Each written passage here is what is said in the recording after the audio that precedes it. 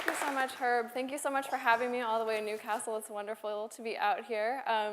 Yeah, so as Herb mentioned, I've been working on a book about the microbiome and diet, actually. It's called Cultured.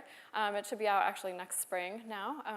Just got bumped a little bit. But anyway, so I'm a science journalist. I'm not a microbiologist. I don't have scientific training, but as a science journalist, as a science writer, I have the privilege of hanging out with these people, lots of people who are a lot smarter than I am, and getting to ask them questions all day. So it's a pretty cool job. And then in writing this book, I had the opportunity to travel all over the world last year and talk to some of these great established microbiome researchers and really learn what's coming next. Where are we on the forefront of microbiome research, and what's coming in the future, and how we can kind of use it to impact our health. So while I was traveling too, I made some discoveries that there are actually a lot of things too that we've been doing for hundreds, if not maybe thousands of years that can affect the microbiome and through it our health. So just to get started first, how many of you are familiar generally with the concept of the microbiome, the bacteria, viruses, fungi that live in our guts? Okay, it's a good number. Cool, awesome. Okay, so now keep your hands up. How many of you could have answered yes to that question 5 years ago, let's say? All right, cool, so a few hands up. What about 10 years ago? Awesome, see a couple, that's amazing. I was definitely not among you when I started covering the microbiome for Scientific American, which was about 7 years ago when I was working as a reporter there when I first started. I'd heard the word before, but when I wrote my first story, I'm not ashamed to admit there was a lot of Googling going on. So that was the early days, which is hard to imagine, it was just 7 years ago, of the Human Microbiome Project and some of these big projects that were starting to come out. So we know now that the microbiome has something to do with our guts, right?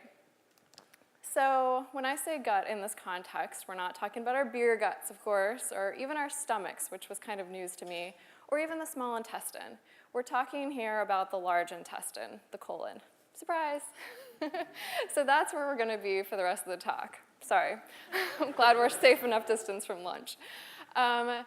So our guts, of course, are not the only things to have microbiomes. Our mouth has a microbiome, our skin does, the public washroom has its own microbiome, and you can even find microbiome in soils, in water.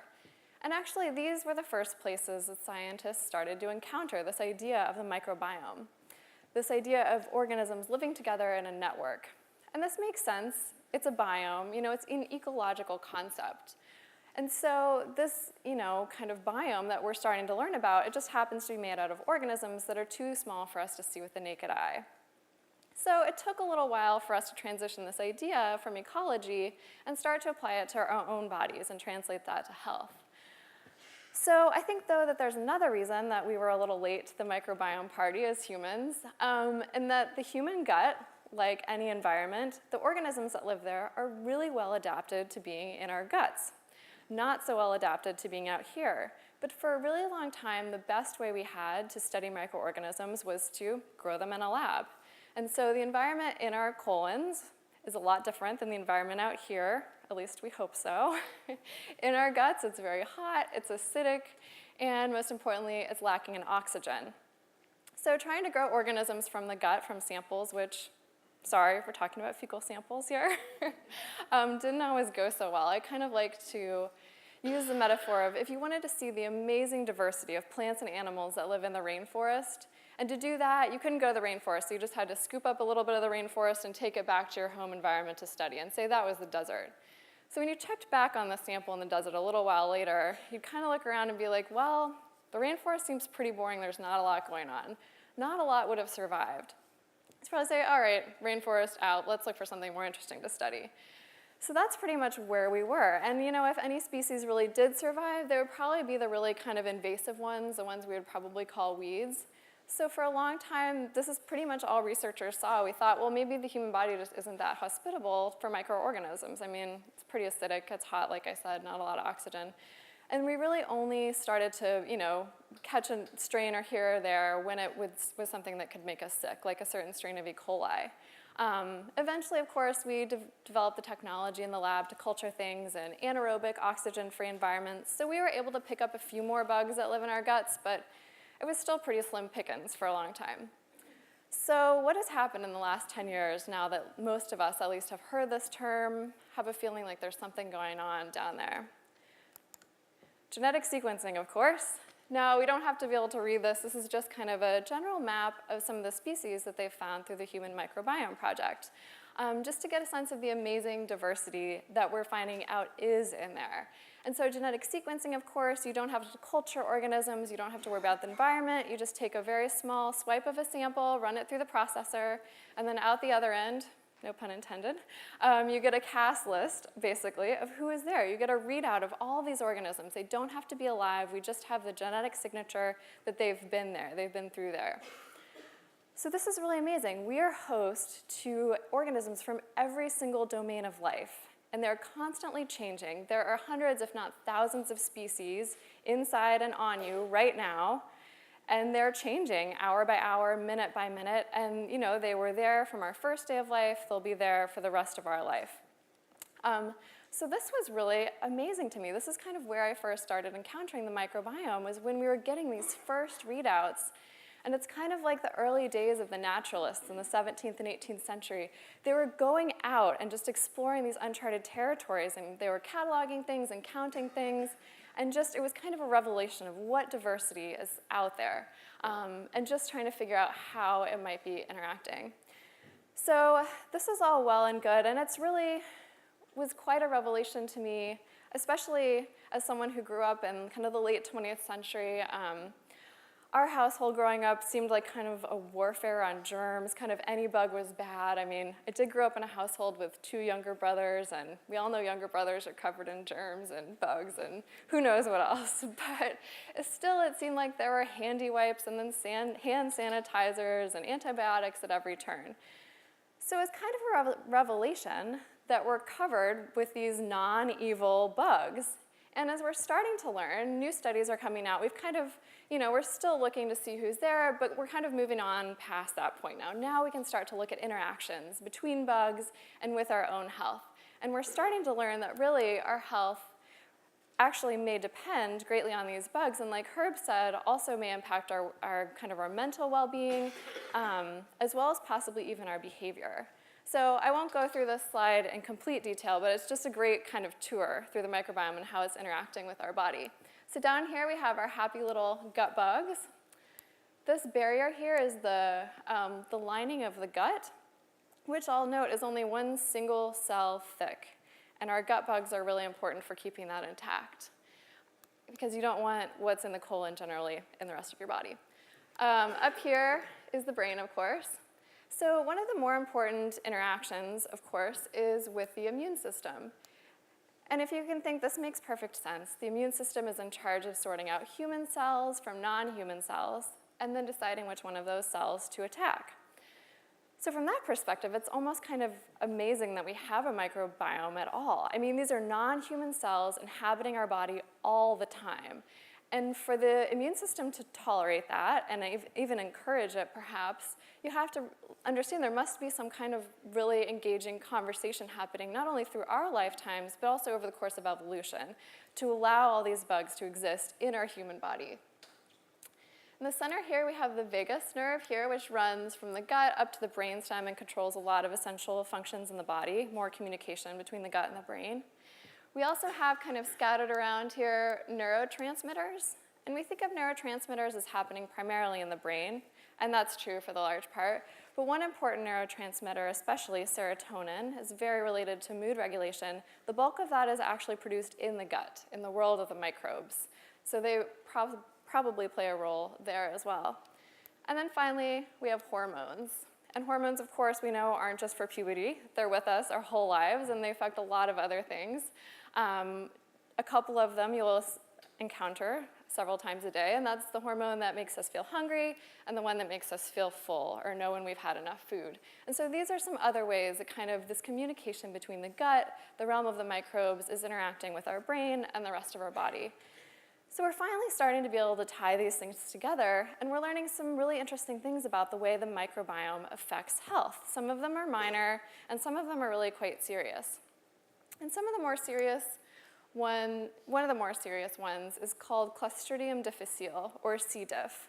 Now, patients who get C. diff are usually patients who have been treated already with antibiotics, and antibiotics are usually pretty good about wiping out bad bugs, but along the way, they usually also take out a lot of good bugs and a lot of neutral bugs. And if we think again about ecology, when you wipe out a lot of organisms in an ecosystem, you're really opening it up for other organisms to move in, invasive species. And C. diff is probably one of the last organisms you'd want to move in. It produces a lot of toxins, makes patients very sick, and so it can also be fatal when it's not treated. But standard treatment today is more antibiotics, and that usually works for a lot of patients still, so that's good. But in an increasing number of cases, antibiotics just aren't working, and the patients get sicker and sicker and often die. So it's a pretty grim prognosis.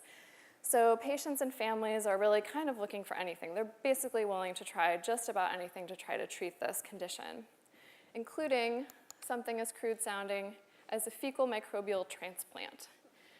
So if you're not familiar with fecal transplants, which is kind of the shorthand, or FMT, if you want to be less gross about it, it's pretty much like it sounds. So you're trying to transfer the microbiome of a healthy gut into a sick gut. And the easiest way to do that is moving the feces from one person into a sick person. So when you think about it, and you don't have to think about it very long, this is pretty much the opposite of 21st century precision medicine. This is probably not where we want to think we are with medical technology. This is what's happening. Maybe leeches, bloodletting sounds a lot more appealing. I just think about all the lab hours and careers that are devoted to understanding single bacterium, a single gene, a single protein, trying to tweak just the slightest thing to maybe develop a treatment to slightly alter the course of a disease. And then here comes along basically a fecal enema. So you'd expect, you're running this experiment, you would expect the results to be a little scattershot, not that targeted. But in fact, it was totally the opposite. This worked in over 90% of the patients, and they were brought back from the brink of death to really quite well within a few days. In fact, they stopped the trial early because it would have been unethical to continue to treat the patients who were ill with just antibiotics, because this was such an effective treatment. So the results were so surprising and so impressive that researchers are now looking at using it for other conditions like inflammatory bowel diseases, even autism, thinking again about that gut-brain connection. So the treatment's gotten slightly more refined. It now comes in pill form, so basically poop pills. You have to take a lot of them a day. One research team calls it repopulating the microbiome. So you gotta have a little bit of a sense of humor with this subject. Their words, not mine. So nevertheless, we can refine these pills, we can screen them. It's a very highly selective process. If you think you want to be a donor, prepare to be rejected. But we're still starting with human feces, so it's kind of a risky proposition. So that's gotten a lot of companies and researchers thinking, well, surely it is the 21st century. We can start in the lab. We can build this thing kind of from scratch using pure cultured organisms to bring them together to build these microbial consortia to then be able to introduce in the body and possibly open up this treatment to a broader range of conditions and people. So that's really where the future of microbiome medicine is headed, I think. We can start to use it for less life-threatening diseases. But I think maybe even more interestingly, we can start to use it to refine, to almost tweak other aspects of our health and maybe our well-being. And we're really well on our way, I think. We can already get our own microbiome sequenced. This is mine from a few years ago. So for about $99, you can sign up with, this is with American Gut Project. There's also British Gut Project, crowdsourced projects, or companies like uBiome. And so, yeah, for about $99, they send you a sampling kit, you send it back, and then in about a month or so, you find out who's living in your gut. And it's really cool. You can do it over a course of time, before you take a big trip, before and after you go on antibiotics. You can compare it to family, friends, people living all over the world to see how your microbiome stacks up. So it's pretty cool. But this isn't the end. We're looking at more real-time sequencing. So I was surprised in my reporting for this book to discover more than one researcher, totally unrelated, was very confident that very soon we'll have devices in our toilets to measure our daily microbial shifts, which I know seems maybe extreme even for the quantified self movement, but it would be really cool. Think of all the potential to get these real-time results and then be able to build a highly customized microbiome pill that takes into account your current microbial profile, your age, your gender, your human genetics, because as Herb reminded us, we are still at least partly human, and then match that to your health goals, your weight goals, and maybe even your mood goals. So this is where we're headed. And in the meantime, before our personal pills arrive, we have yogurt and kefir and all these other probiotic foods that are populating our shelves that are made with live and active bacteria, which are just certain strains that have been cultured in the lab and shown to have benefits in trials, introduced to the food. So we can just have a cup of yogurt and be good to go, right? We can fix all that damage we did with antibiotics in childhood and just forget about it. So this is kind of what I was thinking when I set out to write a book about the gut microbiome and food. So I was a little disappointed when soon thereafter a study came out saying, I don't think so. Actually, those yogurt bacteria, they do not last in the gut. They're out of there. They stay alive. They might hang out for a few days, a week tops, but then that's it. There's just no trace of them. So, and that makes sense. They're just really not necessarily well evolved for the gut. And the gut is a really crowded place. It's full of microbes. A healthy gut, there's just really no room for new guys to move in. So I was a little discouraged, and I thought, well, maybe I should go write my next book about jellyfish or something. This isn't going to work out. But I started thinking a little bit more about it. And if you look all over the world, so many cultures around the world really have so many fermented foods in their culture that people eat really regularly. So this got me thinking. Of course, there's yogurt and kefir, but there's kimchi in Korea, miso, every kind of fermented soy product in Japan. There's fermented shark. When I was traveling for the research, I encountered more fermented sauces than I could name anymore. So it's just really amazing. And all of these live, active cultures, they are still live and active. I don't think of those as actually just kind of empty marketing words. So as alive, active organisms, they do three things that all organisms do. They eat, they communicate in various forms, and they excrete. Sorry, this is the last excretion I'll talk about, but this is actually the good kind. So the process of being a microbe, either those native ones that live in our guts or a lot of the ones that we'll find in these foods, their favorite thing to eat is fiber. Good for us because we find it pretty boring, I think, in general.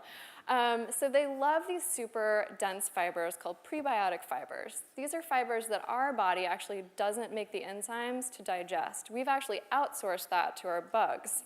So they love breaking down these fibers. They have just the right enzymes to do it. And then in return, for us, they make all of these great beneficial compounds. That includes vitamins, anti-inflammatories, and even some compounds that might help fight cancer.